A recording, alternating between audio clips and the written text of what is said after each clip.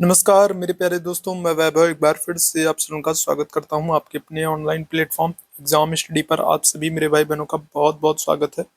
जल्दी से सारे लोग आ जाइए, फिर आज के सेशन की हम लोग शुरुआत करेंगे। और जैसा कि मैंने आप लोगों को कहा था कि आज की क्लास में भी हम लोग राष्ट्रपति से ही संबंधित कुछ प्रश्नों को करेंगे, ताकि राष्ट्रपति वाला जो चैप्टर है वो आपका कंप्लीट हो जाए, यहाँ से कोई प्रश्न ना बने। ठीक है, तो कल हम लोगों ने एक सेशन किया था राष्ट्रपति से, और आज भी हम लोग राष्ट्रपति से कुछ प्रश्नों को करेंगे, ताकि फिर राष्ट्रपति से फिर कोई प्रश्न ना बचे, राष्ट्रपति वाला जो चैप्टर है वो आपका क्लियर हो जाए। ठीक है, तो चलिए शुरू करेंगे आज की क्लास को। और जितने मेरे भाई बहन जुड़ते चल रहे हैं, आप सभी लोगों से निवेदन करूंगा कि सेशन को एक बार लाइक कर दीजिएगा, सेशन को एक बार लाइक कर दीजिएगा, शेयर कर दीजिएगा, और चैनल पर पहली बार होंगे तो सब्सक्राइब जरूर कर लीजिएगा। ठीक है, एक बार जल्दी से लाइक कर दो, शेयर कर दो, ताकि बाकी साथी जो नहीं जुड़ पाए तो वो लोग जुड़ जाए। शेयर कर दो और सब्सक्राइब कर लो। चलो शुरू करते हैं आज की क्लास को। पहला प्रश्न आपके सामने है, बहुत ही बेहतरीन वाले प्रश्न आज के सेशन में आप लोगों को कराने वाला हूं। पहला प्रश्न आपके सामने है, कौन सा मिलान सत्य है? तो एक तरफ आपको अनुच्छेद दिया गया, दूसरी तरफ उनसे संबंधित बातों को दिया गया है, और आपको बताना है कौन सा कथन सत्य है। बताइएगा क्या हो जाएगा। तो कल हम लोग बेसिक से क्वेश्चंस को कर रहे थे, आज थोड़ा सा उससे आगे बढ़ करके क्वेश्चंस को हम लोग करेंगे। ठीक है, थोड़ा सा क्वेश्चंस का जो लेवल है वो थोड़ा सा बेहतर होगा। तो बताइएगा क्या हो जाएगा। एक तरफ अनुच्छेद है और सामने की तरफ ठीक है उनसे संबंधित बातों को कहा गया है। तो आप बताएंगे कौन सा कथन सत्य है, क्या आंसर करेंगे। अनुच्छेद 55 राष्ट्रपति की योग्यता, अनुच्छेद 58 राष्ट्रपति का शपथ, अनुच्छेद 60 राष्ट्रपति का निर्वाचक मंडल, या फिर अनुच्छेद 56 राष्ट्रपति का कार्यकाल। तो आपको राष्ट्रपति से जुड़े हुए सारे अनुच्छेद याद होने चाहिए। और स्पेशली अगर मैं बात करूं तो आप अनुच्छेद 52 से क्या करोगे। तो अनुच्छेद 52 से, अनुच्छेद 52 में भारत का एक राष्ट्रपति होगा, आपको बताया गया है। तो अनुच्छेद 52 से लेकर के अनुच्छेद 60 नहीं 61 तक, ठीक है, अनुच्छेद 52 से लेकर के अनुच्छेद 61 तक, ये तो पूरा एकदम रट डालो आप। अनुच्छेद 52 से लेकर के अनुच्छेद 61 तक, अनुच्छेद 52 में कहा गया कि भारत का एक राष्ट्रपति होगा, और अनुच्छेद 61 में महाभियोग है। ठीक है, तो ये 52 से लेकर के 61 तक आप रट डालो, क्योंकि यहाँ से प्रश्न बनते हैं। कई बार डायरेक्ट अनुच्छेद दे करके पूछ लेता है, कई बार इस तरीके से मिलान करने वाला पूछ लेता है।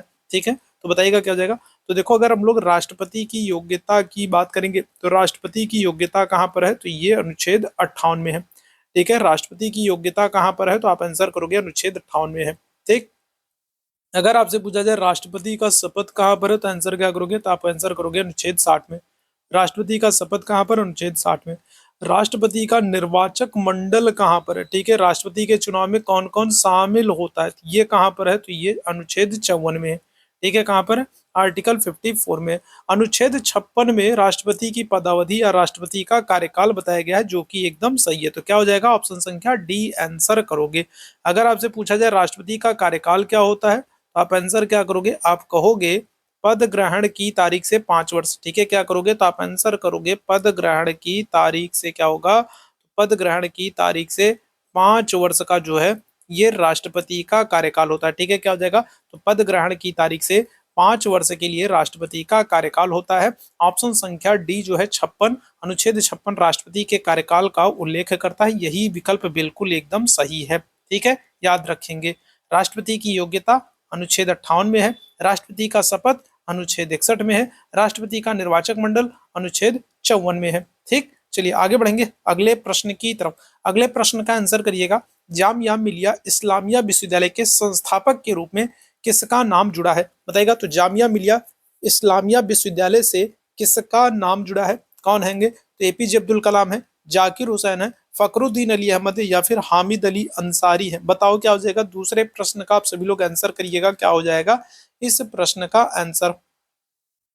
ठीक है, तो जामिया मिलिया इस्लामिया विश्वविद्यालय के संस्थापक के रूप में किसका नाम जुड़ा है, क्या आंसर करोगे, एपीजे अब्दुल कलाम, जाकिर हुसैन, फखरुद्दीन अली अहमद, या फिर हामिद अली अंसारी। क्या आंसर करिएगा, जल्दी से बताएं। तो आंसर करेंगे आप जाकिर हुसैन। ठीक है, क्या करेंगे, तो जाकिर हुसैन आप आंसर करोगे। ठीक, जाकिर हुसैन की अगर हम लोग बात करें तो ये भारत के क्या है, तो ये भारत के फर्स्ट क्या है, तो मुस्लिम प्रेसिडेंट है। ठीक है, क्या है, तो भारत के पहले मुस्लिम राष्ट्रपति कौन है, तो आप आंसर करोगे भारत के जो पहले मुस्लिम राष्ट्रपति हैं वो हैं जाकिर हुसैन। ठीक है, दूसरी चीज आप क्या याद रखोगे, दूसरी चीज आप इनके संदर्भ में याद रखोगे कि इनकी मृत्यु क्या होगी, इनकी मृत्यु इनके कार्यकाल में हुई थी। ठीक है, क्या होगा, जाकिर हुसैन की अगर हम लोग बात करेंगे तो इनकी मृत्यु क्या होगा, इनके कार्यकाल में हुई थी? तो एक तो जाकिर हुसैन है जिनकी मृत्यु उनके कार्यकाल में होती है, और दूसरे राष्ट्रपति कौन है? तो दूसरे राष्ट्रपति हैं फखरुद्दीन अली अहमद। ठीक है, कौन है? तो दूसरे राष्ट्रपति हैं फखरुद्दीन फखरुद्दीन अली अहमद। ठीक है, क्या हो जाएगा? तो दूसरे राष्ट्रपति जो है वो कौन है? वो है फखरुद्दीन अली अहमद। ठीक है, याद रखिएगा। तो दो राष्ट्रपति हैं जिनकी मृत्यु इनके कार्यकाल में होगी, एक जाकिर हुसैन, दूसरे फखरुद्दीन अली अहमद। फखरुद्दीन अली अहमद पहले मुस्लिम राष्ट्रपति हैं और जामिया मिलिया इस्लामिया विश्वविद्यालय के संस्थापक के रूप में इनका नाम जुड़ा हुआ है। ठीक है, ऑप्शन संख्या क्या करिएगा? तो बी आंसर करेंगे। अच्छा, फखरुद्दीन अली अहमद के संदर्भ में आप याद रखेंगे कि 1975 में 1975 में जब देश में क्या हो रहा है, जब देश में आपातकाल लग रहा है।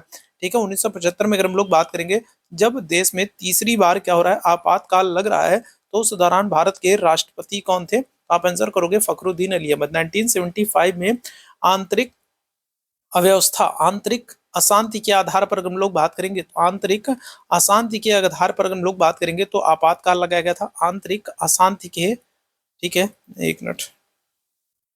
ठीक है, तो क्या हुआ था? तो आंतरिक अशांति के आधार पर हम लोग बात करेंगे तो आंतरिक अशांति के आधार पर 1975 में आपातकाल लगाया गया था, और उस दौरान प्रेसिडेंट कौन थे? फखरुद्दीन अली अहमद थे। ठीक है, तो ऑप्शन संख्या क्या जाएगा? ऑप्शन संख्या यहाँ पर बी आंसर कर दोगे, जाकिर हुसैन को आंसर कर दोगे। ठीक, अगले प्रश्न का आंसर करेंगे। अगला प्रश्न आपके सामने है, राष्ट्रपति के चुनाव में कौन शामिल नहीं होते हैं? बताइएगा। तो राष्ट्रपति के चुनाव में कौन शामिल नहीं होता है? आपसे ये पूछ रहा है, राष्ट्रपति के चुनाव में कौन शामिल नहीं होता है? तो संसद के दोनों सदनों के निर्वाचित सदस्य, विधान परिषद के निर्वाचित सदस्य, केंद्र शासित प्रदेशों की विधानसभा के निर्वाचित सदस्य, या फिर उपरोक्त सभी। क्या होगा? तो राष्ट्रपति के चुनाव में कौन शामिल नहीं होता है? जल्दी से सारे मेरे भाई आंसर करेंगे, जल्दी से सारे मेरे भाई आंसर करेंगे। क्या हो जाएगा? तो राष्ट्रपति के चुनाव में कौन शामिल नहीं होता है? क्या आंसर करोगे? संसद के दोनों सदनों के निर्वाचित सदस्य, विधान परिषद के निर्वाचित सदस्य, केंद्र शासित प्रदेशों की विधानसभा के निर्वाचित सदस्य, या फिर उपरोक्त सभी। तो क्या हो जाएगा? तो देखो, राष्ट्रपति के चुनाव की अगर हम लोग बात करें, ठीक है, किसके? तो राष्ट्रपति के अगर हम लोग चुनाव की बात करें तो आपको पता है कि राष्ट्रपति के चुनाव में क्या होगा? तो राष्ट्रपति के चुनाव में संसद, संसद का मतलब किससे है? तो संसद का मतलब लोकसभा और राज्यसभा। ठीक है, क्या है? तो संसद का मतलब किससे है? तो संसद का मतलब लोकसभा और राज्यसभा है। ठीक है, तो संसद के क्या होते हैं? तो राष्ट्रपति के चुनाव में संसद के निर्वाचित सदस्य हिस्सा लेते हैं। ठीक है, कौन लेते हैं? तो संसद के निर्वाचित सदस्य हिस्सा लेते हैं। राष्ट्रपति के चुनाव में संसद के, संसद मतलब लोकसभा और राज्यसभा के निर्वाचित सदस्य हिस्सा लेते हैं। इसके अलावा याद रखिएगा, जो राज्यों की जो विधानसभा है, ठीक है, राज्यों की क्या है? राज्यों की जो विधानसभा है, राज्यों की विधानसभा के क्या होते हैं? राज्यों की विधानसभा के निर्वाचित सदस्य हिस्सा लेते हैं। ठीक, और क्या होता है? और याद रखेंगे आप, जो केंद्र शासित प्रदेश होते हैं, कौन से? तो जो केंद्र शासित प्रदेश होते हैं, केंद्र शासित प्रदेश, तो केंद्र शासित प्रदेश की जो विधानसभा होती है उनके निर्वाचित सदस्य राष्ट्रपति के चुनाव में हिस्सा लेते हैं। ठीक है, यहाँ पर आपने देखा है विधान परिषद, तो याद रखिएगा विधान परिषद के सदस्य जो होते हैं वो राष्ट्रपति के चुनाव में हिस्सा नहीं लेते। तो क्या हो जाएगा? आपसे पूछ रहा है कौन शामिल नहीं होते, आप आंसर करोगे ऑप्शन संख्या बी, विधान परिषद के सदस्य याद रखिएगा किसी के भी चुनाव में हिस्सा नहीं लेते। राष्ट्रपति के चुनाव में कौन कौन हिस्सा लेता है? तो संसद, लोकसभा, राज्यसभा के निर्वाचित सदस्य, राज्यों की विधानसभा के निर्वाचित सदस्य, और केंद्र शासित प्रदेशों की विधानसभा के निर्वाचित सदस्य। याद रखेंगे राष्ट्रपति के चुनाव में, एक तो आप याद रखेंगे कि जो मनोनीत होते हैं, राष्ट्रपति के चुनाव में जो मनोनीत सदस्य होते हैं वो हिस्सा नहीं लेते हैं। याद रखेंगे राष्ट्रपति के चुनाव में, राष्ट्रपति के चुनाव में मनोनीत सदस्य हिस्सा नहीं लेते हैं। और दूसरा आप याद रखेंगे कि विधान परिषद के सदस्य हिस्सा नहीं लेते हैं। क्या करते हैं?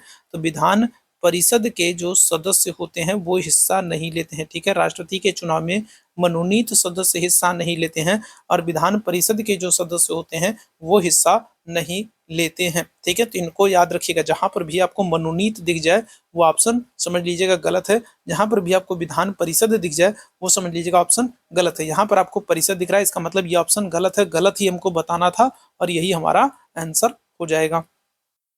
ठीक है, चलिए आगे बढ़ा जाए, अगले प्रश्न की तरफ चलते हैं। अगले प्रश्न का आंसर करेंगे, राष्ट्रपति के संदर्भ में गलत है? बताइएगा। तो राष्ट्रपति के संदर्भ में गलत है, ये आपसे पूछ रहा है। क्या गलत है? मृत्युदंड को माफ कर सकते हैं। राष्ट्रपति के संदर्भ में क्या गलत है, यही आपको बताना है।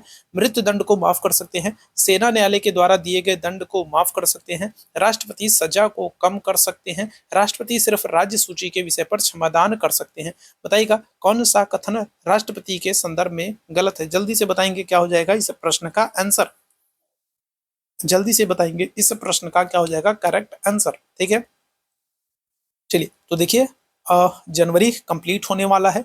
ठीक है, जनवरी के कुछ ही दिन बचे हैं, इसके बाद फरवरी का महीना आ जाएगा, फरवरी का माह आ जाएगा, और फरवरी से ही क्या हो जाएगा, मिड फरवरी से अगर हम लोग बात करेंगे तो आपके बीएड के आवेदन शुरू हो जाएंगे। ठीक है, यूपी की सबसे पहले बात करें तो बनारस हिंदू यूनिवर्सिटी बीएचयू का फॉर्म आएगा, और उसके बाद यूपी के फिर बिहार के बीएड के फॉर्म आने शुरू हो जाएंगे बारी बारी। ठीक है, तो फिर आपके पास मैक्सिमम, मुझे लगता है मैक्सिमम आपके पास जो समय होगा वो 3 माह का होगा। ठीक है, कितने का? तो आपके पास जो मैक्सिमम समय होगा वो 3 माह का होगा, और इसी 3 माह में आपको पूरी तैयारी करनी है। ठीक है, तो बिल्कुल परेशान ना होइएगा, बिल्कुल घबराइएगा नहीं। ठीक है, इस 3 माह में अगर हम लोग बात करेंगे तो एमसीक्यूज के माध्यम से भी और थ्योरी के माध्यम से भी, दोनों तरीके से मैं आपका जो जीएस वाला पेपर है, जीएस वाले पेपर की अगर हम लोग बात करेंगे तो जीएस वाले पेपर से फर्स्ट पेपर में भी क्वेश्चंस आएंगे, और आपका जो सेकंड पेपर है वहां पर भी क्वेश्चन आएगा। तो जीएस बहुत इंपॉर्टेंट हो जाता है। अगर आपको बीएड का पेपर क्रैक करना है तो जीएस वाला पेपर बहुत इंपॉर्टेंट होता है। बिना जीएस के पेपर के आप बीएड क्लियर नहीं कर पाओगे, क्योंकि यहाँ से फर्स्ट पेपर और सेकंड पेपर दोनों में क्वेश्चंस बनते हैं।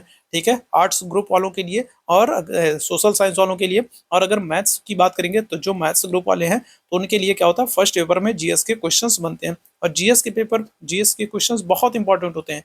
ठीक है, तो बिल्कुल घबराइएगा ना, परेशान न होइएगा। इन 3 महीनों में हम लोग एमसीक्यूज और थ्योरी जिस भी माध्यम से जैसे भी हो सकता है हर तरीके से आपकी बेहतर तैयारी करवाने का प्रयास करेंगे। ठीक है, चलो तो इस प्रश्न का आंसर करिएगा क्या हो जाएगा। बस आपको करना क्या है, बस आपको लगातार जुड़े रहना है। ठीक है, जब तक आपके पेपर नहीं हो जाते तब तक आपको मेरे साथ जुड़े रहना है।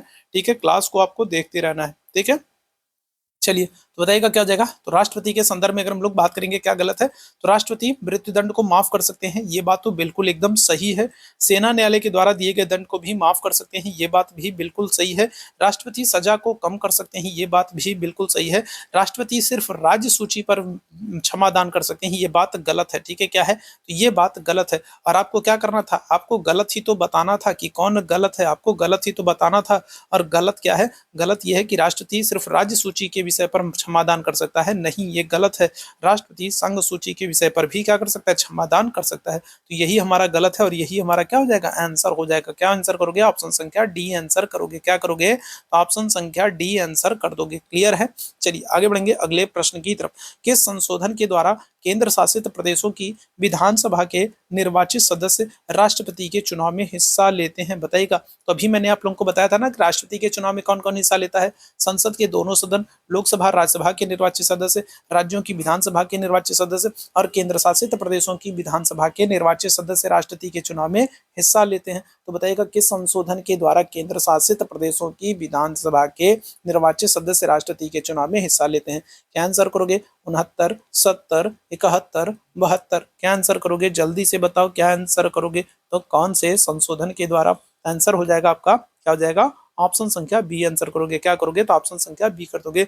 70वें संविधान संशोधन के द्वारा जो केंद्र शासित प्रदेश हैं उनकी निर्वाचित सदस्य जो होंगे वो राष्ट्रपति के चुनाव में हिस्सा लेंगे। अगर हम लोग 69वें संशोधन की बात करें तो 69वें संशोधन के द्वारा क्या किया गया, 69वें संशोधन के द्वारा दिल्ली को क्या किया गया, एनसीआर, नेशनल कैपिटल रीजन, राष्ट्रीय राजधानी क्षेत्र घोषित किया गया। 69वें संशोधन के द्वारा क्या किया गया, दिल्ली को एनसीआर, राष्ट्रीय राजधानी क्षेत्र घोषित किया गया।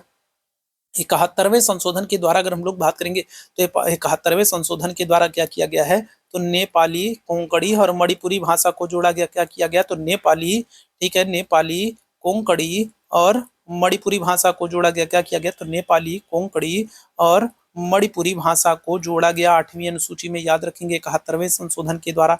और 91वें संशोधन के द्वारा अगर हम लोग बात करेंगे क्या होगा, तो 91वें संशोधन के द्वारा आपको पता है संघीय मंत्री परिषद जो होगी, जो संघीय मंत्री, संघीय या फिर कहेंगे जो राज्य मंत्री परिषद होगी, जो संघीय मंत्री परिषद या जो राज्य मंत्री परिषद है उसमें संघीय मंत्री परिषद या राज्य मंत्री परिषद में लोकसभा, लोकसभा या क्या होगा, विधानसभा का, लोकसभा या विधानसभा के कितने, लोकसभा या विधानसभा की कुल सदस्य संख्या का, कुल कितने, तो कुल सदस्य संख्या का क्या होगा, कुल सदस्य संख्या का 15% सदस्य ही मंत्री हो सकते हैं, 15% सदस्य ही क्या हो सकते हैं, शामिल हो सकते हैं। याद रखिएगा, सदस्य ही शामिल हो सकते हैं। तो सारे मैंने आप लोगों को अनुच्छेद संशोधन पढ़ाए हैं, ठीक है, शामिल हो सकते हैं, ठीक है। क्या होगा, तो अगर हम लोग संघीय मंत्रिपरिषद की बात करेंगे तो संघीय मंत्रिपरिषद में लोकसभा की कुल सदस्य संख्या का 15%, और अगर राज्य की बात करेंगे राज्य मंत्रिपरिषद में, तो राज्य मंत्रिपरिषद में विधानसभा की कुल सदस्य संख्या का 15% सदस्य ही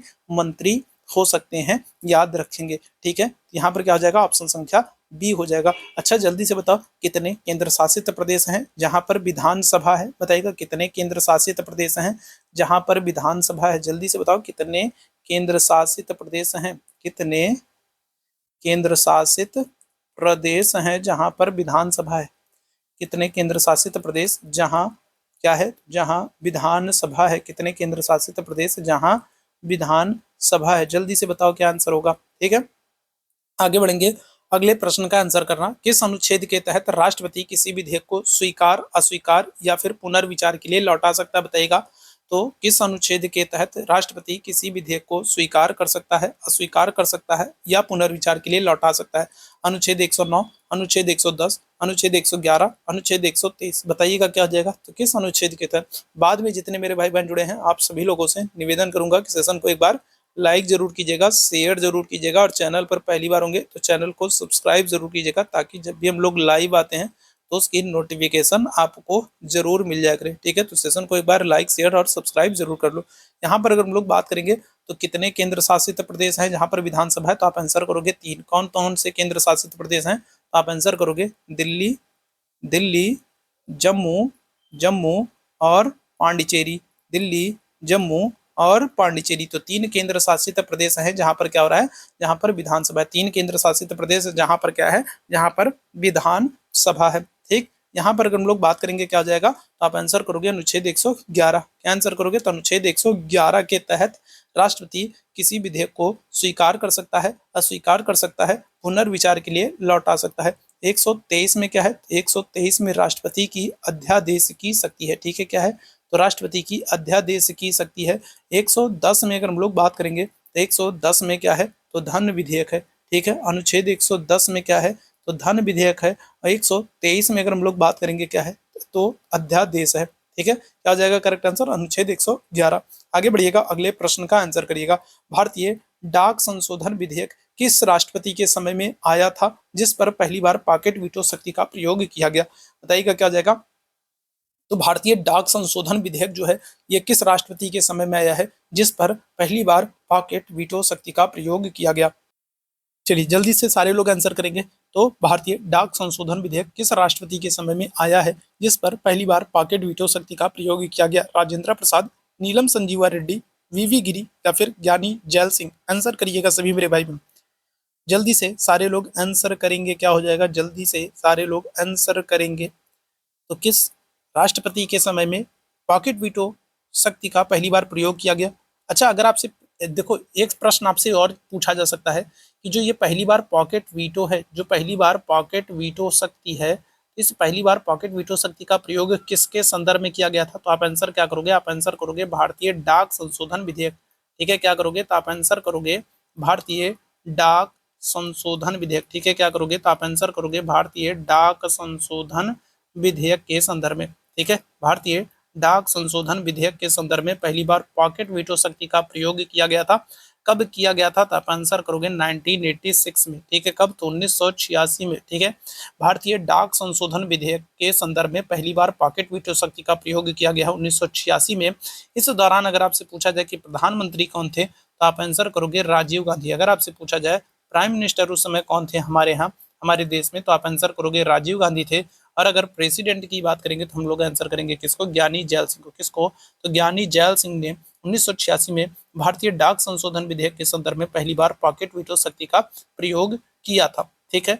राजेंद्र प्रसाद की अगर हम लोग बात करें, ये भारत के क्या है, ये भारत के पहले राष्ट्रपति हैं और एक ऐसे राष्ट्रपति हैं जो क्या होगा, जो 2 कार्यकाल के लिए थे, ठीक है। राजेंद्र प्रसाद की अगर हम लोग बात करें तो भारत के पहले राष्ट्रपति हैं और एक ऐसे राष्ट्रपति हैं जो 2 कार्यकाल के लिए। नीलम संजीवा रेड्डी की अगर हम लोग बात करेंगे तो ये क्या हुए थे, तो ये निर्विरोध चुने गए थे। नीलम संजीवा रेड्डी क्या हो गए, तो ये निर्विरोध चुने गए थे और क्या थे, और लोकसभा के अध्यक्ष भी थे। ठीक है, नीलम संजीवा रेड्डी एक ऐसे राष्ट्रपति थे जो क्या थे, लोकसभा के अध्यक्ष थे और क्या होगा, निर्विरोध चुने गए हैं। वीवी गिरी की अगर हम लोग बात करेंगे तो क्या होगा, इनके लिए सेकेंड टाइम की दूसरे बार की क्या किया गया है, तो दूसरी बार की मतगणना की गई थी। द्वितीय चक्र की क्या करना पड़ा था, तो मतगणना करनी पड़ी थी। द्वितीय चक्र की मतगणना करनी पड़ी थी। ठीक है, याद रखना। वीवी गिरी के संदर्भ में ऑप्शन संख्या क्या हो जाएगा, डी बिल्कुल करेक्ट हो जाएगा। अगले प्रश्न का आंसर करेंगे, किस संशोधन से प्रावधान किया गया कि राष्ट्रपति किसी विधेयक को सिर्फ एक बार पुनर्विचार के लिए लौटा सकते हैं। क्या है, देखो ध्यान से समझना। तो जैसे मान लो कोई विधेयक है, मान लो लोकसभा है, तो लोकसभा से किसी विधेयक को पास करके भेजा गया राज्यसभा के पास। अब राज्यसभा के पास ये विधेयक गया, मान लो राज्यसभा ने भी क्या कर दिया, पास कर दिया इस विधेयक को, तो ये विधेयक कहाँ पर जाएगा, तो अब ये विधेयक जाएगा राष्ट्रपति के पास। अब राष्ट्रपति उस विधेयक को देखते हैं, पढ़ते हैं, समझते हैं कि सही है कि नहीं है, पास करने लायक है कि नहीं है। तो राष्ट्रपति क्या करते हैं, तो कई बार उस विधेयक को जो है साइन कर देते हैं तो पास हो जाता है। कई बार राष्ट्रपति क्या करते हैं, तो उस विधेयक को अस्वीकार कर देते हैं, लौटा देते हैं कि भाई नहीं, ले जाओ इसको, ठीक है, हम साइन नहीं करेंगे, इसमें कुछ संशोधन करके लाओ, या फिर मेरा साइन करने का मन नहीं, या फिर इस विधेयक को हम पास ही नहीं करेंगे। राष्ट्रपति किसी विधेयक को क्या कर सकते हैं, पुनर्विचार के लिए लौटा सकते हैं। ठीक है, एक बार, 2 बार, 3 बार। तो फिर एक संशोधन किया गया और उसमें प्रावधान किया गया कि अब राष्ट्रपति किसी विधेयक को क्या करेंगे, मान लो इनके पास कोई विधेयक भेजा गया तो वो उसको सिर्फ एक ही बार लौटा सकते हैं। मान लो दोबारा से अगर प्रस्तुत किया गया तो दोबारा नहीं लौटा पाएंगे। अब राष्ट्रपति किसी विधेयक को सिर्फ एक ही बार पुनर्विचार के लिए लौटा सकते हैं, दोबारा नहीं लौटा सकते हैं। ये बात किस संशोधन में कही गई है, बताओ क्या हो जाएगा इस प्रश्न का आंसर, बताओ क्या हो जाएगा इस प्रश्न का आंसर। तो आप आंसर करोगे 44वां संशोधन। ठीक है, क्या हो रहा है, तो 44वां संशोधन 1978। ठीक है, क्या आंसर करोगे, तो 44वां संशोधन 1978 आंसर कर दोगे। ठीक है, इसी संशोधन के द्वारा क्या होगा, इसी संशोधन के द्वारा अगर हम लोग बात करेंगे तो क्या करोगे, तो आप आंसर करोगे जो संपत्ति का अधिकार है। ठीक है, इसी 44वें संशोधन के द्वारा 1978 के द्वारा जो संपत्ति का अधिकार है उसको मूल अधिकारों की श्रेणी से निकाला गया था और कहाँ पर रखा गया था, अनुच्छेद 300 का में रखा गया था। कहाँ पर, तो अनुच्छेद 300 का में रखा गया था। ठीक है, याद रखना। 42वां संशोधन बहुत ही महत्वपूर्ण है और इसको लघु संविधान भी कहते हैं। ठीक है, क्या करते हैं, तो 42वां संशोधन बहुत ही महत्वपूर्ण है, इसको मिनी कॉन्स्टिट्यूशन भी कहते हैं, लघु संविधान भी कहते हैं। किसको, तो 42वें संशोधन को। इस प्रश्न का जो करेक्ट आंसर होगा वो 44वां संशोधन 1978 होगा। ठीक है, किसके समय में किया गया था, अगर आपसे पूछा जाए किसके समय में किया गया था, तो आप आंसर करोगे इंदिरा जी के समय में। किसके, इंदिरा गांधी जी के समय में किया गया था। किसके, तो इंदिरा गांधी जी के समय में किया गया था। ठीक है, चलो आगे बढ़ेंगे अगले प्रश्न की तरफ। अगले प्रश्न का आंसर करना, अंतरराज्य परिषद का गठन किस अनुच्छेद में किया गया है, बताएगा। तो अंतरराज्य परिषद, मान लो केंद्र है, केंद्र का क्या हो जाए, केंद्र का राज्य से विवाद हो जाए। ठीक है, क्या हो जाए, केंद्र का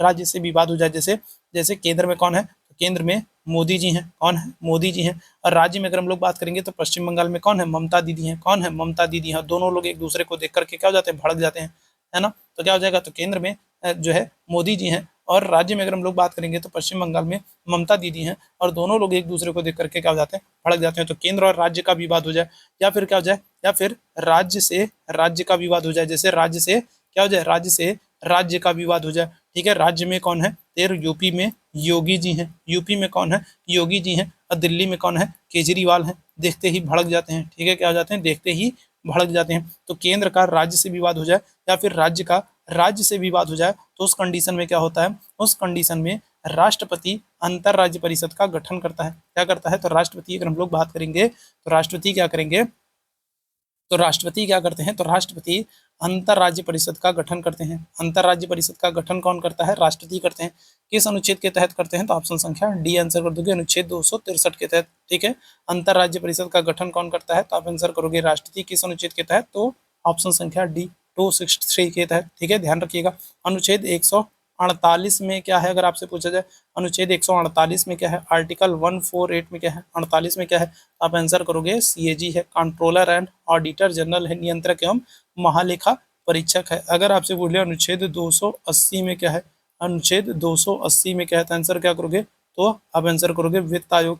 ठीक है, क्या करोगे, अनुच्छेद 280 में वित्त आयोग है। 148 में क्या है, नियंत्रक एवं महालेखा परीक्षक है। ठीक है, चलो आगे बढ़ेंगे, अगले प्रश्न का आंसर करना। राष्ट्रपति की नियुक्ति कौन करता है? बताओ क्या हो जाएगा? राष्ट्रपति की नियुक्ति कौन करता है? बहुत ही अच्छा सा प्रश्न है। बताओ राष्ट्रपति की नियुक्ति कौन करता है? सर्वोच्च न्यायालय का मुख्य न्यायाधीश, उपराष्ट्रपति, संसद, इनमें से कोई नहीं। क्या जाएगा? बताओ क्या जाएगा? तो राष्ट्रपति पूछ रहा है, ठीक है। राष्ट्रपति की नियुक्ति कौन करता है? जल्दी से बताओ क्या आंसर हो जाएगा? क्या आंसर करोगे सभी मेरे भाई बहन? फटाफट बताओ। राष्ट्रपति की नियुक्ति कौन करता है? क्या आंसर करोगे? तो करेक्ट आंसर कर दोगे, इनमें से कोई नहीं। याद रखना, राष्ट्रपति की नियुक्ति नहीं होती, ठीक है। क्या होता है? राष्ट्रपति की नियुक्ति नहीं होती, राष्ट्रपति की नियुक्ति नहीं होती, शपथ और त्यागपत्र होता है। अगर आपसे पूछा जाए राष्ट्रपति को शपथ कौन दिलाएगा, तो आप आंसर करोगे सुप्रीम कोर्ट का चीफ जस्टिस, मुख्य न्यायाधीश। और अगर आपसे पूछा जाए राष्ट्रपति अपना त्यागपत्र किसको देगा, तो आंसर क्या करोगे? उपराष्ट्रपति, ठीक है। राष्ट्रपति की अगर हम लोग बात करें तो राष्ट्रपति को शपथ कौन दिलाता है, तो आंसर करोगे सर्वोच्च न्यायालय का मुख्य न्यायाधीश। और उपराष्ट्रपति का अगर आपसे पूछा जाए कि राष्ट्रपति अपना त्यागपत्र किसको देता है, तो क्या आंसर करोगे? उपराष्ट्रपति को, ठीक है। क्या हो जाएगा? तो ऑप्शन संख्या क्या कर दोगे? इनमें से कोई नहीं आंसर कर दोगे, ठीक है। चलो आगे बढ़ेंगे अगले प्रश्न की तरफ। अगले प्रश्न का आंसर करना। वित्तीय आपातकाल लागू होने पर कितने समय के भीतर संसद के द्वारा उसे स्वीकृत होना आवश्यक है? कल ही हम लोगों ने बात की थी, दो कंडीशंस की हम लोगों ने बात की थी। बताओ पहले इस प्रश्न का आंसर करो, देखें कितने लोग सही आंसर करते हैं। कल इस प्रश्न को हम लोगों ने डिस्कस किया था, देखते हैं आज कितने लोग सही आंसर कर रहे हैं, ठीक है। वित्तीय आपातकाल फाइनेंशियल इमरजेंसी लागू होने पर कितने समय के भीतर संसद के द्वारा उसे स्वीकृत होना आवश्यक है? 1 माह, 2 माह, 6 सप्ताह, 6 माह। आंसर करिएगा क्या हो जाएगा इस प्रश्न का आंसर?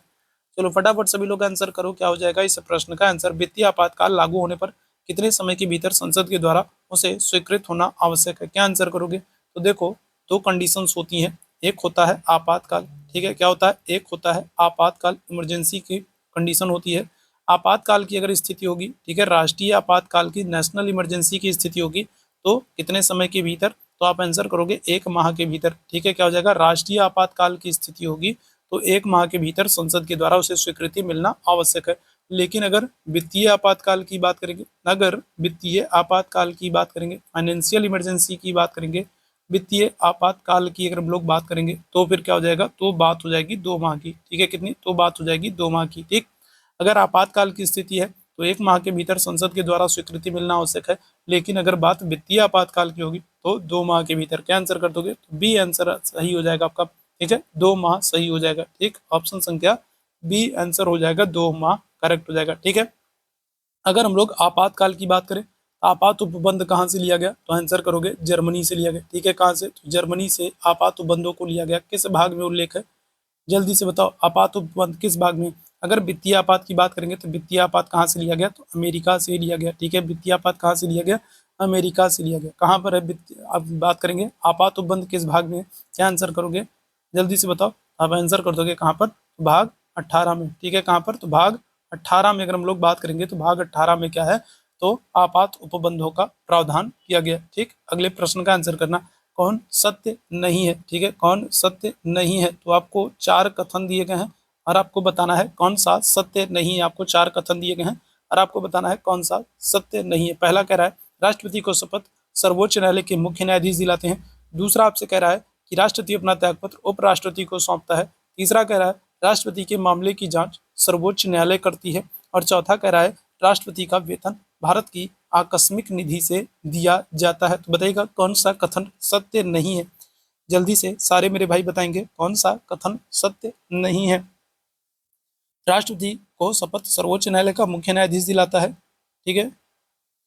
राष्ट्रपति अपना त्यागपत्र उपराष्ट्रपति को सौंपता है। राष्ट्रपति के मामले की जांच सिर्फ सर्वोच्च न्यायालय करती है। राष्ट्रपति का वेतन भारत की आकस्मिक निधि से दिया जाता है।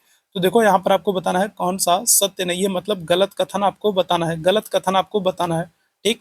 तो राष्ट्रपति को शपथ जो है वो सर्वोच्च न्यायालय का मुख्य न्यायाधीश दिलाता है, ये बात तो बिल्कुल सही है, ठीक। राष्ट्रपति अपना त्यागपत्र उपराष्ट्रपति को सौंपता है, ये बात भी बिल्कुल सही है, अभी मैंने आप लोगों को बताया था, ठीक। राष्ट्रपति के मामलों की जांच सिर्फ सर्वोच्च न्यायालय करती है, ये बात भी बिल्कुल सही है। किस अनुच्छेद में कही गई ये बात? तो कल ही बताया था, आर्टिकल 71 में, अनुच्छेद 71 में कहा गया था कि अगर राष्ट्रपति और उपराष्ट्रपति के चुनाव से संबंधित कोई विवाद होता है, कोई दिक्कत होती है, तो उसकी जांच कौन करेगा? तो सर्वोच्च न्यायालय करेगी, ठीक है। यहाँ पर हम लोग बात करेंगे तो राष्ट्रपति का वेतन जो है वो भारत की आकस्मिक निधि नहीं, आकस्मिक निधि से नहीं, संचित निधि से दिया जाता है, ठीक है। कहाँ से?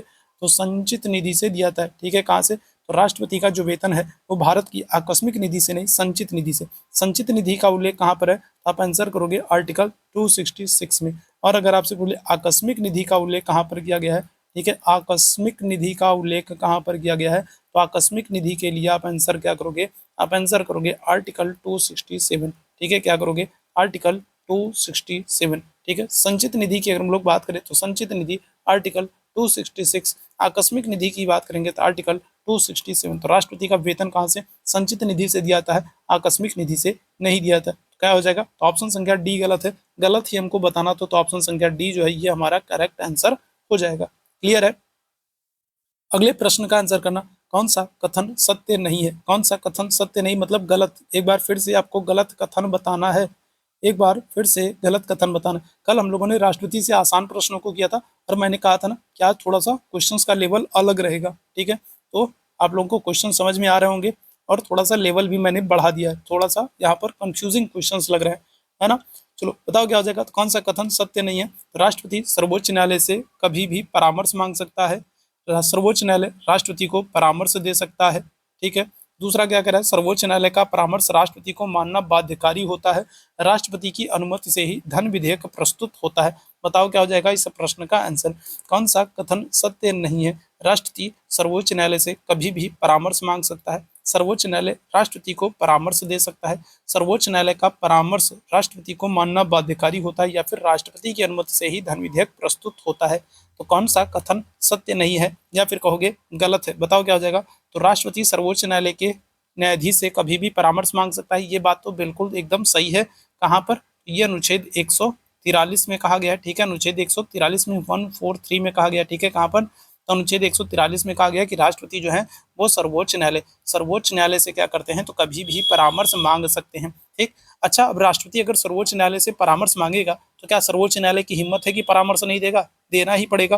तो सर्वोच्च न्यायालय क्या करेगा? राष्ट्रपति को परामर्श देगा। अगर राष्ट्रपति परामर्श मांग रहा है तो सर्वोच्च न्यायालय को क्या करना होगा? परामर्श देना ही होगा। ये बात तो बिल्कुल सही है। सर्वोच्च न्यायालय का परामर्श राष्ट्रपति को मानना बाध्यकारी होता है, ये गलत है। ठीक है, क्या हो जाएगा? ये गलत है। राष्ट्रपति की इच्छा पर है कि वो चाहे तो सर्वोच्च न्यायालय की जो बात है या सर्वोच्च न्यायालय की जो सलाह है, परामर्श है, उसको माने चाहे तो ना माने। तो सी वाला ऑप्शन हमारा क्या हो जाएगा? तो सी वाला ऑप्शन जो है वो हमारा गलत हो जाएगा। ठीक है, क्या हो जाएगा? तो सी वाला ऑप्शन जो है ये हमारा गलत हो जाएगा और यही हमारा क्या हो जाएगा? आंसर हो जाएगा, क्योंकि हमको गलत बताना था। सर्वोच्च न्यायालय का परामर्श राष्ट्रपति को मानना बाध्यकारी होता है, ये गलत है। राष्ट्रपति बाध्यकारी नहीं होता है, वो उसकी इच्छा पर होता है। राष्ट्रपति की अनुमति से ही धन विधेयक प्रस्तुत होता है, ये बात भी बिल्कुल एकदम सही है। धन विधेयक कहाँ पर है? आप आंसर करोगे कहाँ पर? अनुच्छेद 110 में। धन विधेयक का प्रावधान कहाँ पर है? आप आंसर करोगे अनुच्छेद 110 में। ठीक, आगे बढ़ेंगे अगले प्रश्न की तरफ। कौन सा कथन सत्य नहीं है? बताइएगा क्या हो जाएगा? कौन सा कथन सत्य नहीं? ये सारे क्वेश्चंस आप लोगों के लिए स्पेशली मैं खुद बनाता हूँ, खुद टाइप करता हूँ। ठीक है, ताकि आप लोगों को बेहतर कंटेंट मिल सके। एक बार आप लोग लाइक और शेयर कर दिया करो, है ना। आप ही लोगों के लिए समय निकाल करके ये काम करता हूँ। ठीक है, बताइएगा क्या हो जाएगा? तो कौन सा कथन सत्य नहीं है? राष्ट्रपति धन विधेयक को अस्वीकार कर सकता है। ठीक है, राष्ट्रपति धन विधेयक को अस्वीकार कर सकता है। दूसरा कथन कह रहा है राष्ट्रपति साधारण विधेयक को पुनर्विचार के लिए लौटा सकता है। तीसरा कह रहा है राष्ट्रपति साधारण विधेयक पर संयुक्त अधिवेशन बुला सकता है। चौथा कह रहा है राष्ट्रपति अध्यादेश जारी कर रहा है। बताइएगा कौन सा कथन सत्य नहीं है? तो कल एक मैंने सेशन किया था राष्ट्रपति वाला। ठीक है, कल वाली क्लास एक हम लोगों ने की थी और आज एक क्लास कर रहे हैं। तो इन दो क्लासों को अगर आप देख ले रहे हो तो फिर मुझे नहीं लगता कि फिर राष्ट्रपति वाले चैप्टर से कोई भी क्वेश्चन आपका गलत होगा या फिर आपको कुछ और पढ़ने की जरूरत है। ठीक है, अगर कल वाली क्लास देख ले रहे हो और आज वाली क्लास देख ले रहे हो तो फिर मुझे नहीं लगता कि राष्ट्रपति वाले चैप्टर से कोई भी क्वेश्चन अब इसके बाहर से बनेगा या फिर कहीं से कुछ गलती हो सकती है। तो राष्ट्रपति धन विधेयक को अस्वीकार कर सकता है, ये गलत है, यही गलत है। पहला ही कथन गलत है, याद रखना। राष्ट्रपति धन विधेयक को अस्वीकार नहीं कर सकता है, याद रखिएगा। ठीक है, धन विधेयक को पढ़ाते समय मैंने आप लोगों को बताया था कि धन विधेयक एक ऐसा विधेयक होता है जिसको प्रस्तुत करने से पहले राष्ट्रपति की अनुमति पहले ही ले ली जाती है, और क्योंकि राष्ट्रपति पहले ही अनुमति दे देते हैं इसलिए बाद में इसको अस्वीकार नहीं कर सकते हैं। तो पहला ही कथन गलत है, आपको गलत ही बताना था। राष्ट्रपति धन विधेयक को अस्वीकार कर सकता है, ये गलत है और यही हमारा आंसर हो जाएगा। राष्ट्रपति साधारण विधेयक को पुनर्विचार के लिए लौटा सकता है, ये बात बिल्कुल एकदम सही है। राष्ट्रपति साधारण विधेयक पर संयुक्त अधिवेशन बुला सकता है, ये बात भी बिल्कुल सही है। संयुक्त अधिवेशन जो है वो याद रखना किस पे? तो धन विधेयक पर नहीं बुलाया जा सकता। कौन से? तो राष्ट्र जो संयुक्त अधिवेशन है ये मैंने आप लोगों को बताया था, आप लोगों को याद होगा कि धन विधेयक पर नहीं बुलाया जा सकता है। और किस पर? और संविधान संशोधन विधेयक पर नहीं बुलाया जा सकता। संयुक्त अधिवेशन जो है ये संविधान संशोधन विधेयक पर नहीं बुलाया जा सकता, संविधान संशोधन विधेयक पर नहीं बुलाया जा सकता और धन विधेयक पर नहीं बुलाया जा सकता, लेकिन अगर साधारण विधेयक है तो संयुक्त अधिवेशन बुलाया जा सकता है। राष्ट्रपति अध्यादेश जारी कर सकता है, ये बात भी बिल्कुल सही है। ठीक है, अनुच्छेद 123 के तहत क्या होता है, अनुच्छेद 123 के तहत राष्ट्रपति अध्यादेश जारी करता। ऑप्शन संख्या ए बिल्कुल करेक्ट हो जाएगा। ठीक, आगे बढ़िएगा अगले प्रश्न की तरफ। कौन सा कथन सत्य नहीं है, बताओ क्या हो जाएगा, क्या हो जाएगा, कौन सा कथन सत्य नहीं है, गलत कथन बताना है, बताओ। ठीक है, देखो ऐसे प्रश्नों को वही कर पाएगा जो अच्छे से पढ़ाई किया होगा। ठीक है, जो अच्छे से पढ़ाई किया होगा, जो चीजों को अच्छे से समझा होगा, वही प्रश्नों को सही कर पाएगा। ठीक है, रट्टा मारने वाले जो है ना, तो फिर उनका काम नहीं हो पाएगा। फिर वो देखेंगे कि कौन क्या कर रहा है, लाओ वही मैं भी कर देता हूँ ना, मेरे साथ वालों ने बी आंसर किया तो हम भी बी ही आंसर कर देते हैं ना। ठीक है, रट्टा मार वाले नहीं कर पाएंगे। ठीक है, चीजों को जो अच्छे से पढ़ा होगा, जो समझा होगा, वही कर पाएगा। बताओ क्या होगा, कौन सा कथन सत्य नहीं, राष्ट्रपति संसद का अंग होता है, ये बात तो बिल्कुल सही है। ठीक है, राष्ट्रपति राष्ट्रपति लोकसभा राज्यसभा, राष्ट्रपति लोकसभा राज्यसभा को मिलाकर संसद का गठन होता है, ये बात तो बिल्कुल एकदम सही है। ठीक है, ये बात तो बिल्कुल एकदम सही है कि राष्ट्रपति संसद का अंग होता है, राष्ट्रपति लोकसभा राज्यसभा को मिलाकर संसद का गठन होता है। राष्ट्रपति की अनुमति से ही विधेयक पास होता है, ये बात भी बिल्कुल सही है। मान लो लोकसभा से कोई विधेयक पास हुआ, लोकसभा से कोई विधेयक पास हुआ, राज्यसभा के पास जाएगा। अब मान लो राज्यसभा से वो विधेयक पास हो गया, तो वो किसके पास, राष्ट्रपति के पास जाएगा। और राष्ट्रपति जब उस पर अपनी अनुमति देंगे, जब अपनी सहमति देंगे, जब हस्ताक्षर करेंगे, तभी वो विधेयक क्या होगा, पास होगा। अगर राष्ट्रपति अनुमति नहीं देंगे तो विधेयक क्या होगा, पास ही नहीं होगा। तो ये बात तो भी बिल्कुल एकदम क्या है, ये बात भी बिल्कुल एकदम सही है। ठीक है, आगे क्या कह रहा है, राष्ट्रपति संसद की कार्रवाइयों में भाग लेता है, ये गलत है। ठीक है, ये गलत, और यही हमारा आंसर हो जाएगा। राष्ट्रपति संसद की कार्रवाइयों में हिस्सा नहीं लेता मेरे भाई। राष्ट्रपति क्या करता है, राष्ट्रपति संसद की कार्रवाइयों में हिस्सा नहीं लेता है, ये गलत हो जाएगा। ठीक है, याद रखना। ठीक, राष्ट्रपति सिर्फ एक बार विधेयक को वापस लौटा सकता है, ये भी बात बिल्कुल एकदम सही है कि राष्ट्रपति एक ही बार विधेयक जो है पुनर्विचार के लिए लौटा सकता है। अभी हम लोगों ने बात की थी, राष्ट्रपति संसद की कार्रवाइयों में भाग लेता, ऐसा नहीं है भैया। ठीक है, ऑप्शन संख्या क्या हो जाएगा, सी करेक्ट हो जाएगा। ठीक, आगे बढ़िएगा। निम्नलिखित में से कौन सा कथन सत्य नहीं है, बताओ कौन सा कथन सत्य नहीं है। अगला प्रश्न आपके सामने है, वीवी गिरी के लिए द्वितीय चक्र की मतगणना करनी पड़ी थी, नीलम संजीव रेड्डी निर्विरोध चुने गए थे, हिदायतुल्लाह एकमात्र सर्वोच्च न्यायालय के मुख्य न्यायाधीश हैं जो कार्यवाहक राष्ट्रपति बने, हामिद अली अंसारी 2 बार राष्ट्रपति बने। बताओ कौन सा कथन सत्य नहीं है, बताओ क्या हो जाएगा, कौन सा कथन सत्य नहीं है, बताओ। वीवी गिरी के लिए द्वितीय चक्र की मतगणना करनी पड़ी, ये बात तो बिल्कुल ठीक है, कई बार बता चुका हूँ, कल से आज तक 10 बार बता चुका हूँ। ठीक है, कितनी बार बता चुका हूँ कि वीवी गिरी के लिए द्वितीय चक्र की मतगणना करनी पड़ी, ये बात तो बिल्कुल ठीक है। नीलम संजीव रेड्डी निर्विरोध राष्ट्रपति चुने गए थे, ये बात भी कितनी बार बता चुका हूँ। एम हिदायतुल्लाह सर्वोच्च न्यायालय के एकमात्र मुख्य न्यायाधीश जो कार्यवाहक राष्ट्रपति थे, ये बात भी बिल्कुल सही। हामिद अली 2 बार राष्ट्रपति नहीं मेरे भैया, 2 बार राष्ट्रपति कौन बने थे, 2 बार राष्ट्रपति कौन बने थे, तो 2 बार राष्ट्रपति बने थे कौन, राजेंद्र प्रसाद। ठीक है, कौन बने थे, 2 बार राष्ट्रपति कौन बने थे, तो राजेंद्र प्रसाद बने थे। हामिद अली अंसारी क्या हुए थे, तो ये 2 बार क्या हुए थे, ये 2 बार उपराष्ट्रपति बने थे। हामिद अली अंसारी क्या हुए थे, 2 बार उपराष्ट्रपति बने थे, याद रखिएगा। राष्ट्रपति 2 बार कौन बना था, राजेंद्र प्रसाद बने थे। हामिद अली अंसारी क्या हुए थे, तो 2 बार उपराष्ट्रपति बने थे। तो कौन सा ऑप्शन गलत है, तो डी वाला ऑप्शन गलत है, और यही हमारा क्या जाएगा, यही हमारा आंसर हो जाएगा। ठीक, आगे बढ़िएगा अगले प्रश्न की तरफ। कौन सा कथन सत्य नहीं है, बताओ कौन सा कथन सत्य नहीं है, बताओ क्या हो जाएगा, कौन सा कथन सत्य नहीं है। वीवी गिरी नीदरलैंड के स्वतंत्रता संग्राम में शामिल हुए थे। ठीक है, वीवी गिरी नीदरलैंड के स्वतंत्रता संग्राम में शामिल हुए थे। वीवी गिरी के लिए द्वितीय चक्र की मतगणना करनी पड़ी, तो अभी बताया हूँ, ये बात तो बिल्कुल एकदम सही है कि द्वितीय चक्र की मतगणना करनी पड़ी थी। वीवी गिरी मजदूर संघ से संबंधित है। ठीक है, तो ये बात भी सही है, कल वाले सेशन बताया था, कार्ल इंडिया ट्रेड यूनियन से संबंधित है। ठीक है, वीवी गिरी भारत के पहले कार्यवाहक राष्ट्रपति थे, ये भी सही है। तो क्या हो जाएगा, करेक्ट आंसर हो जाएगा जो सही ऑप्शन होगा। जो गलत है, गलत आपको बताना है, और गलत क्या है, तो गलत होगा यहाँ पर ऑप्शन संख्या ए। क्यों गलत होगा, क्योंकि वीवी गिरी नीदरलैंड के नहीं बल्कि आयरलैंड के स्वतंत्रता संग्राम में शामिल हुए थे। ठीक है, कहाँ के, तो नीदरलैंड के नहीं बल्कि आयरलैंड के स्वतंत्रता संग्राम में शामिल हुए थे। ठीक है, वीवी गिरी नीदरलैंड के नहीं आयरलैंड के स्वतंत्रता संग्राम में शामिल हुए थे। ऑप्शन संख्या क्या हो जाएगा, ऑप्शन संख्या ए करेक्ट हो जाएगा। ठीक है, आगे बढ़िएगा अगले प्रश्न का। कौन सा कथन सत्य नहीं है, बताइएगा कौन सा कथन सत्य नहीं है, जो गलत है वही आपको बताना है। प्रतिभा देवी सिंह पाटिल भारत की पहली महिला राष्ट्रपति हैं। द्रौपदी मुर्मू भारत की दूसरी महिला राष्ट्रपति हैं। लक्ष्मी सहगल राष्ट्रपति का चुनाव लड़ने वाली पहली महिला है। द्रौपदी मुर्मू उराव जनजाति से पहली महिला राष्ट्रपति हैं। तो बताओ क्या हो जाएगा, क्या कौन सा कथन गलत है, जल्दी से बताइएगा। तो प्रतिभा देवी सिंह पाटिल जो है ये भारत की पहली महिला राष्ट्रपति है। द्रौपदी मुर्मू अगर हम लोग बात करेंगे तो भारत की दूसरी महिला राष्ट्रपति है। लक्ष्मी सहगल राष्ट्रपति का चुनाव लड़ने वाली पहली महिला है। द्रौपदी मुर्मू उरांव जनजाति से पहली महिला राष्ट्रपति। क्या आंसर हो जाएगा? तो जो गलत है, गलत आपको बताना है, कौन सा सत्य नहीं है, कौन सा गलत है, ये आपको बताना है। क्या हो जाएगा? ऑप्शन संख्या डी हो जाएगा। ठीक है, द्रौपदी मुर्मू जो है वो उरांव जनजाति से नहीं बल्कि संथाल जनजाति से, संथाल कम्युनिटी से बिलोंग करती हैं। कौन सी? तो संथाल, उड़ीसा में संथाल जनजाति से बिलोंग करती हैं। याद रखेंगे क्या हो जाएगा? द्रौपदी मुर्मू जी को।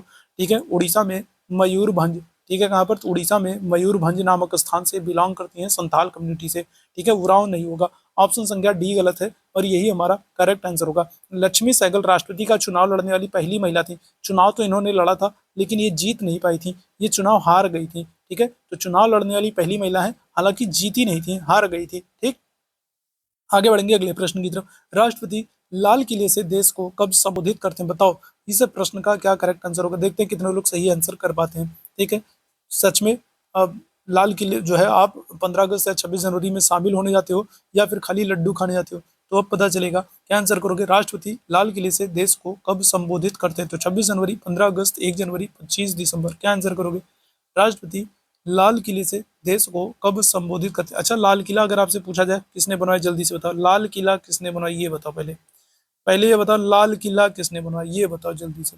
ठीक है, क्या हो जाएगा? तो करेक्ट आंसर हो जाएगा। क्या आंसर करोगे? तो 26 जनवरी। राष्ट्रपति क्या करते हैं? 26 जनवरी से लाल किले से देश को संबोधित करते हैं। और 15 अगस्त को कौन करते हैं? तो प्रधानमंत्री करते हैं। ठीक है, राष्ट्रपति की अगर हम लोग बात करें तो राष्ट्रपति 26 जनवरी को क्या करते हैं? देश को संबोधित करते हैं। 26 जनवरी आने वाला है ना, तो कौन? राष्ट्रपति महोदय 26 जनवरी को क्या करेंगे? देश को संबोधित करेंगे। ठीक है, 15 अगस्त को प्रधानमंत्री। लाल किले का निर्माण किसने कराया? क्या आंसर करोगे? तो आप आंसर करोगे शाहजहां। कौन करवाया? तो शाहजहां ने करवाया था। ठीक है, किसने? तो शाहजहां ने लाल किले का निर्माण कराया था। ठीक, आगे बढ़िएगा अगले प्रश्न की तरफ। राष्ट्रपति के महाभियोग की प्रक्रिया के लिए लोकसभा राज्यसभा में कितना बहुमत होना चाहिए? मान लो राष्ट्रपति जो है इनको महाभियोग प्रक्रिया के द्वारा हटाया जाएगा। ठीक है, तो महाभियोग जो प्रस्ताव है वो क्या होगा? वो संसद के सदनों में लाया जाता है। तो कितने बहुमत से पास होना चाहिए? 1/3, 3/2, 2/3, 3/1। क्या आंसर करोगे? बताओ जल्दी से सारे मेरे भाई बहन, जल्दी से बताओ क्या हो जाएगा इस प्रश्न का आंसर। क्या आंसर करोगे? तो करेक्ट आंसर हो जाएगा 2/3। क्या हो जाएगा? 2/3। क्या हो जाएगा? 2/3। ऑप्शन संख्या सी बिल्कुल करेक्ट हो जाएगा। 2/3 बहुमत से दोनों सदनों से पास होना चाहिए। और जब ये महाभियोग प्रस्ताव लाया जाएगा उसके क्या हो जाएगा? उसके 14 दिन पहले, कितने दिन पहले? तो आंसर करोगे 14 दिन पहले क्या करना होगा? तो 14 दिन पहले राष्ट्रपति को सूचना देना आवश्यक है। ठीक है, क्या करना? तो सूचना देना आवश्यक है कि हम आपके खिलाफ महाभियोग लाने वाले हैं, आपको कहीं भागना उगना हो तो भाग लो। ठीक है, 14 दिन पहले क्या करना होगा? हमको सूचना देना होगा कि हम आपके खिलाफ महाभियोग लाने वाले हैं। राष्ट्रपति की पॉकेट वीटो शक्ति का उल्लेख किस अनुच्छेद में किया गया है? इस प्रश्न को तो हम लोग शायद कर चुके हैं। बताओ राष्ट्रपति की पॉकेट वीटो शक्ति का उल्लेख किस अनुच्छेद में किया गया है? क्या आंसर करोगे? अनुच्छेद 109, अनुच्छेद 110, अनुच्छेद 111, अनुच्छेद 112। राष्ट्रपति की पॉकेट वीटो शक्ति, पॉकेट वीटो का मतलब क्या होता है? वही कि राष्ट्रपति किसी विधेयक को क्या करे? राष्ट्रपति किसी विधेयक को स्वीकार कर सकते हैं, अस्वीकार कर सकते हैं, पुनर्विचार के लिए लौटा सकते हैं, या फिर क्या करेंगे? या फिर किसी विधेयक को अपने पास सुरक्षित रख लें। क्या कर लें? ना तो स्वीकार करें, ना तो स्वीकार करें, ना पुनर्विचार के लिए लौटाएं, कुछ न करें, चुपचाप उस विधेयक को अपने पास सुरक्षित रख लें। उसी को कहते हैं पॉकेट वीटो शक्ति। ये किस अनुच्छेद में कहा गया है? अनुच्छेद 111 में। किस अनुच्छेद में? अनुच्छेद 111 में कहा गया है राष्ट्रपति क्या कर सकते हैं? इसी विधेयक को स्वीकार कर सकते हैं, स्वीकार कर सकते हैं, पुनर्विचार के लिए लौटा सकते हैं। साथ ही साथ क्या कर सकते हैं? राष्ट्रपति चाहे तो उसे ना तो स्वीकार करे, ना स्वीकार करे, ना पुनर्विचार के लिए लौटाए, उसे अपने पास सुरक्षित रख लें। और जब अपने पास सुरक्षित रख लेंगे तो क्या हो जाएगा? विधेयक उन्हीं के साथ समाप्त हो जाएगा। और इसी को कहेंगे पॉकेट वीटो शक्ति। सबसे पहले किसने? ज्ञानी जैल सिंह ने। कब? 1986 में। किसने किया है? तो सबसे पहले ज्ञानी कौन होंगे? तो ज्ञानी जैल सिंह है। सबसे पहले कौन है? ज्ञानी जैल सिंह है। कब? 1986 में। किसमें? तो डाक संशोधन विधेयक। कौन सा? तो डाक संशोधन विधेयक के संदर्भ में। ठीक है, डाक संशोधन विधेयक के संदर्भ में। ठीक है, डाक संशोधन विधेयक के संदर्भ में क्या होगा? तो ज्ञानी जैल सिंह ने पॉकेट वीटो शक्ति का प्रयोग किया था। और उस दौरान अगर आपसे पूछा जाए प्रधानमंत्री कौन थे हमारे, तो राजीव गांधी जी थे। तो राजीव गांधी से इनका कुछ मनमुटाव हो जाता है और राजीव गांधी जब डाक संशोधन विधेयक को पास करके भेजेंगे तो ये क्या करेंगे? ये उसको उठाकर अपने पास रख लेंगे कि हम पुनर्विचार के लिए लौटाइए नहीं करेंगे, हम पास भी नहीं करेंगे, देखते हैं तुम्हारा काम कैसे होता है। तो दोनों लोगों में मनमुटाव हो गया था। वही कारण है कि ज्ञानी जैल सिंह ने क्या किया? इसको अपने पास सुरक्षित रख लिया। ठीक है, ऑप्शन संख्या सी बिल्कुल करेक्ट हो जाएगा। आगे बढ़िएगा। भारत के राष्ट्रपति पर महाभियोग बताइएगा। तो राष्ट्रपति के ऊपर जो महाभियोग जो प्रक्रिया लागू होती है, राष्ट्रपति को हटाने के लिए जो महाभियोग प्रस्ताव लाया जाता है, तो वो किस प्रकार की प्रक्रिया है? तो न्यायिक प्रक्रिया है, अर्ध न्यायिक प्रक्रिया है, वैधानिक प्रक्रिया है, या फिर इनमें से कोई नहीं। राष्ट्रपति पर महाभियोग कहाँ से लिया गया? अमेरिका से लिया गया है। किस अनुच्छेद में है राष्ट्रपति का महाभियोग? अनुच्छेद 61 में है, आर्टिकल 61 में महाभियोग का उल्लेख है, अमेरिका से लिया गया है। और ये क्या है? ये एक अर्ध न्यायिक प्रक्रिया है। क्या है? तो अर्ध न्यायिक प्रक्रिया है। ऑप्शन संख्या क्या करेंगे? तो बी आंसर करेंगे। ठीक है, चलो आगे बढ़ेंगे। अगले प्रश्न का आंसर करिएगा। महाभियोग प्रस्ताव को पहले सदन में लाया जाता है, बताइएगा तो क्या हो जाएगा? आज के सेशन का आखिरी प्रश्न है। आज प्रश्नों की संख्या ज्यादा नहीं है, लेकिन जो ये आज का सेशन था वो निश्चित रूप से बहुत ही महत्वपूर्ण था आप लोगों के लिए। तो बताइएगा क्या हो जाएगा? तो महाभियोग प्रस्ताव को पहले किस सदन में लाया जाता है? राज्यसभा, लोकसभा, किसी भी सदन में, इनमें से कोई नहीं। क्या आंसर करिएगा? तो महाभियोग प्रस्ताव को पहले किस सदन में लाया जा सकता है? तो किसी भी सदन में ला सकते हैं। कहां पर? किसी भी सदन में महाभियोग प्रस्ताव को ला सकते हैं, चाहे लोकसभा में लाइए, चाहे राज्यसभा लाइए, किसी भी सदन में ला सकते हैं। बस दोनों सदनों से क्या होना चाहिए? दोनों सदनों से 2/3 बहुमत से पास होना चाहिए, और 14 दिन पहले क्या किया गया हो? सूचना दिया गया हो। अगर 14 दिन पहले हमने सूचना दे दी और उसके बाद किसी भी सदन में लाते हैं, लोकसभा में लाते हैं, लोकसभा में 2/3 बहुमत से पास हो जाए, फिर राज्यसभा भेज दिया गया, राज्यसभा में भी 2/3 बहुमत से पास हो गया, तो राष्ट्रपति को उसके पद से हटा हुआ मान लिया जाएगा। या राज्यसभा में पहले ले आया गया, राज्यसभा में 2/3 बहुमत से पास हो गया, फिर लोकसभा में गया, लोकसभा में भी 2/3 बहुमत से पास हो गया, तो क्या हो जाएगा? तो राष्ट्रपति को उसके पद से हटा हुआ मान लिया जाएगा। ठीक है, तो ये आज का महत्वपूर्ण सेशन था।